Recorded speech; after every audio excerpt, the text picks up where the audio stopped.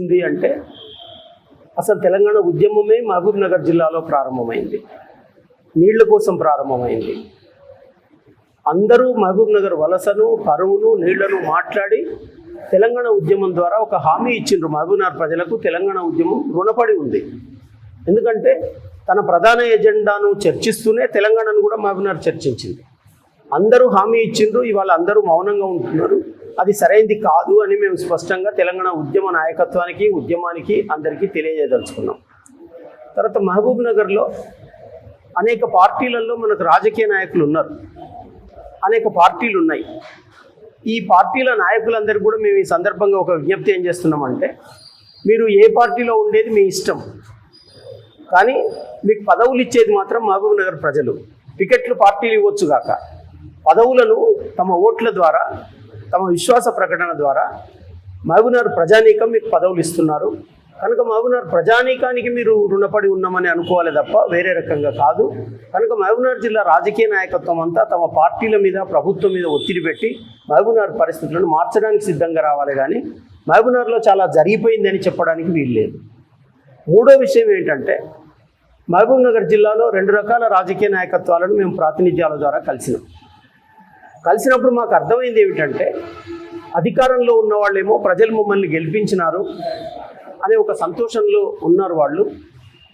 ఇప్పుడు పరిస్థితులు బాగాలేవు, మీరు మాకు ప్రజలకు న్యాయం చేయకపోతే కష్టం అనే విషయం వాళ్ళకి స్ఫూర్తిగా చెప్పినాం మేము.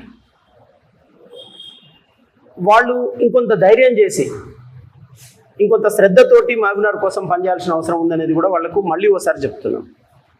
ప్రతిపక్షంలో ఉన్న నాయకత్వం అంతా కూడా ఏమనుకుంటున్నారంటే, మేము చాలా పని చేసినాం కానీ ప్రజలే మమ్మల్ని అకారణంగా ఓడించిండ్రు అని అట్లా ఆలోచిస్తున్నారు తప్ప, ప్రజలు సార్వభౌమాధికారం ప్రజలది.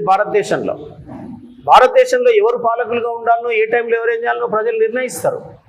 అట్లా ప్రజలు ప్రకటించిన దాన్ని గౌరవంగా స్వీకరించి మేము ఫ్యూచర్లో చాలా పనిచేస్తామని చెప్పే ఒక చర్యకు పూనుకోవాలి తప్ప చాలా చేసినాం అనడానికి లేదు.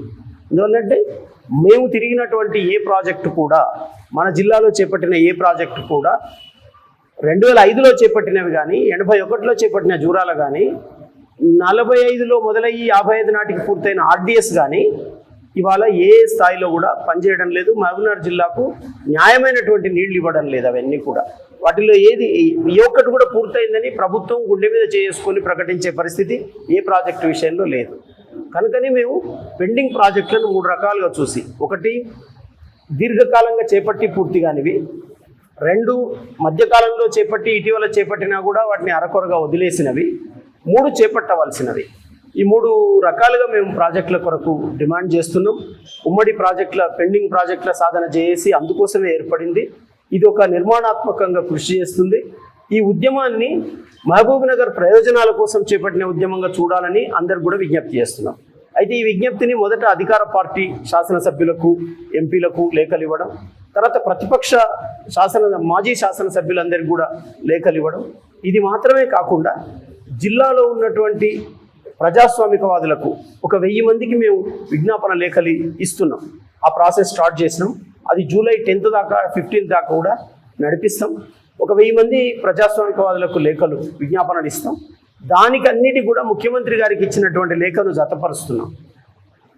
ఈ పాత్రికేయ సభ ముఖ్యంగా మేము ముఖ్యమంత్రి గారు కూడా విజ్ఞప్తి ఏమిటంటే, మనము ఫలానా అని చెప్పుకోవడంలో కాదు గొప్ప, ఆ ఫలానా బాధితులకు న్యాయం చేయడంలోనే గొప్ప ఉంటుంది. ఇది మీరు ఆలోచించాలని విజ్ఞప్తి చేస్తున్నాం. మీ ప్రాధాన్యతలో మూసీ గురించి మాట్లాడుతున్నారు, RRR గురించి మాట్లాడుతున్నారు. ఆ స్థాయిలో మీరు మహబూబ్ నగర్కు 35 లక్షల ఎకరాల భూమికి ప్రతి ఎకరాకు 1 పంటకైనా నీళ్ళు ఇస్తానని మాట్లాడాలని మేము విజ్ఞప్తి చేస్తున్నాం. చాలా సీరియస్ విషయం ఏంటంటే అమ్రాబాద్కు నీళ్ళు ఇచ్చే చర్యను ఇప్పటివరకు ఏ ప్రభుత్వం తీసుకోలేదు. అమ్రాబాద్కు అక్కడ చెంచులు ఉన్నారు. మీరు సోలార్ పెట్టి బోర్ తీస్తామంటే బోర్ వాటర్ అంతా కూడా పొల్యూట్ అయింది. ఫ్లోరైడ్ ప్రాంతం కంటే డేంజర్ వాటర్ ఉంది భూమి గర్భంలో అమ్రాబాద్లో.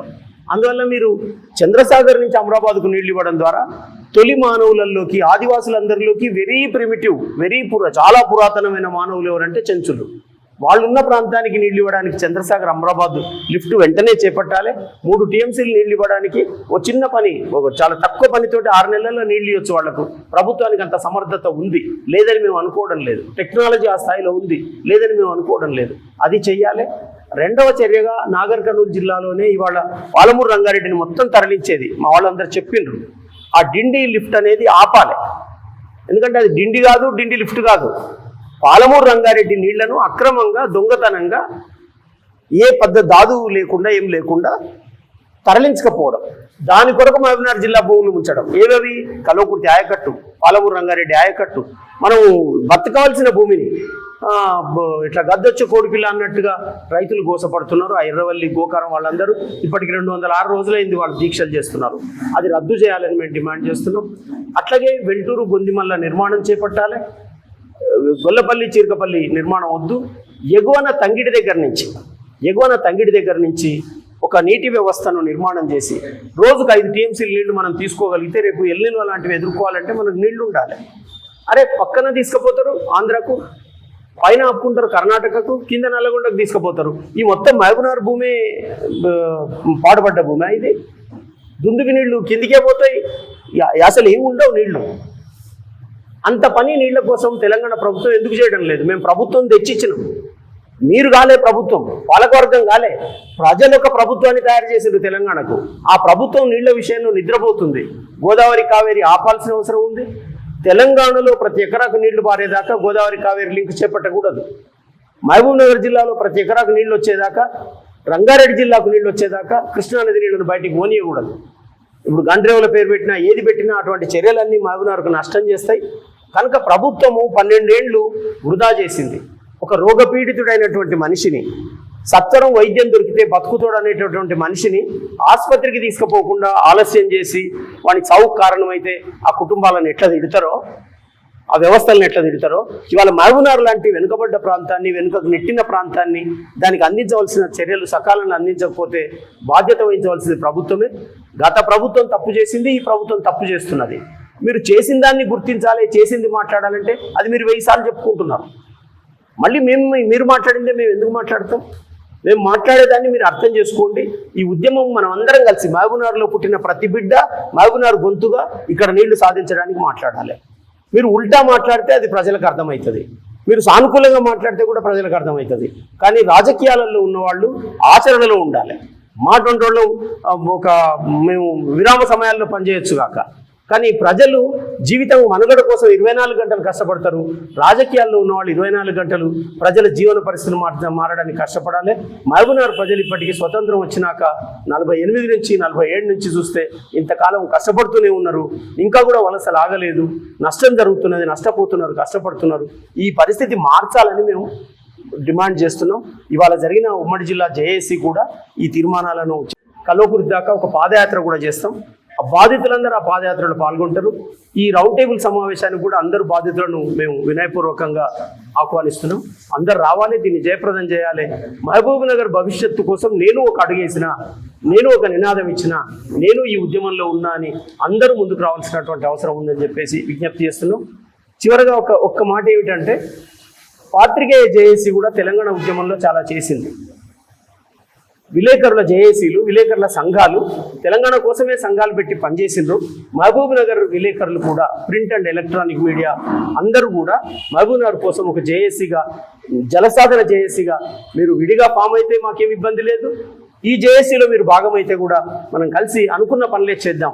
ఇది పెద్ద ట్రాన్స్పరెన్సీ తోటి, పారదర్శకతగా, ఎవరి ప్రయోజనాల కోసం కాదు కనుక మనం పనిచేద్దాం. సత్యం మీ ద్వారా మేము ప్రజలకు చెప్తున్నాం. మీరు కూడా మరింత కటువైన సత్యాన్ని ప్రజలకు చెప్పాలని, మీరు కూడా ఈ జేఏసీలో భాగం కావాలని కోరుతూ పేరున మీకు అందరికీ ధన్యవాదాలు చెప్తూ ఆగస్టులో చేస్తాం. ఉల్పర నుంచి కల్వకుర్తి డేట్ ఆగస్టు. ఇది రౌండ్ టేబుల్ డేట్ ఫిక్స్ చేసినాం. రౌండ్ టేబుల్లో ఆ డేట్ ప్రకటిస్తాం, అప్పటివరకు మాట్లాడుకోండి.